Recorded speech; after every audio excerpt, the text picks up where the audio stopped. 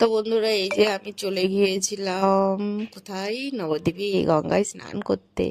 ওহ, এই শীতল জলে স্নান করলে শরীর মন সব একদম এমনিই শুদ্ধ হয়ে যায়। আর সারাদিন তোমাদের কমেন্ট পড়ে পড়ে আমি যা পাপ করি, সেই পাপ খণ্ডানো এই গঙ্গা ছাড়া আর কোনো গতি নেই। তো যাই হোক, এটা একটু মজা করে বললাম। মানে ব্যাপারটা হচ্ছে, আমি প্রতি বছর তাই করি। নীলের উপোসের সময় আমি যখন জল ঢালতে যাই, আমি তার আগে কিন্তু নবদ্বীপ গঙ্গায় গিয়ে স্নান করে নিই। আর স্নান করার পরে খুব সুন্দর করে কিন্তু ওখানে একটা মন্দির রয়েছে, মানে পাশে। তোমরা এই মন্দিরটা আমার অনেক ব্লগেই দেখবে, কারণ আমি অনেক ব্লগেই কিন্তু এখানে দেখাই। আমি যখনই নবদ্বীপে স্নান করতে আসি না কেন, আমি কিন্তু ওই মন্দিরে গিয়ে বাবার মাথায় জল ঢেলে আসি। তো এই দেখো, আমার সুন্দর তামার ঘটটা আমি নিয়ে নিয়েছিলাম, আর এই ঘটে করে এখন আমি জল ঢালতে যাব।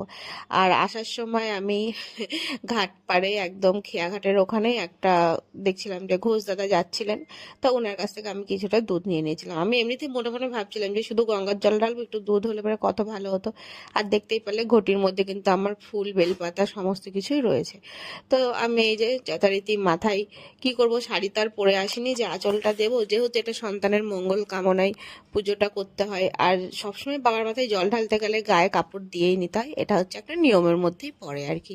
তো যার কারণে কিন্তু আমার কাছে যেহেতু গামছা ছিল, আমি গামছা পরেই কিন্তু এটা দিয়ে নিয়েছি।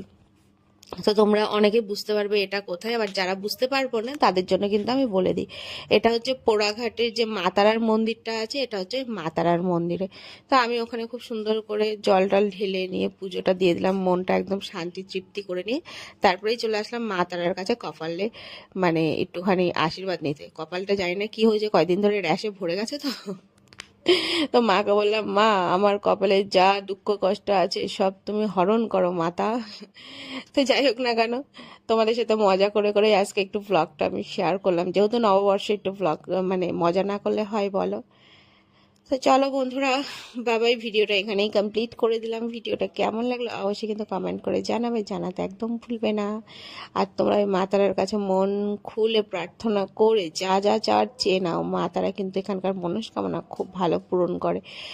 আমি আর বিশ্বনাথ কিন্তু এখানে বসে একসময় অনেক গল্প করেছি, তো তাই জানি যে মা তারা কতটা মনোকামনা পূরণ করে।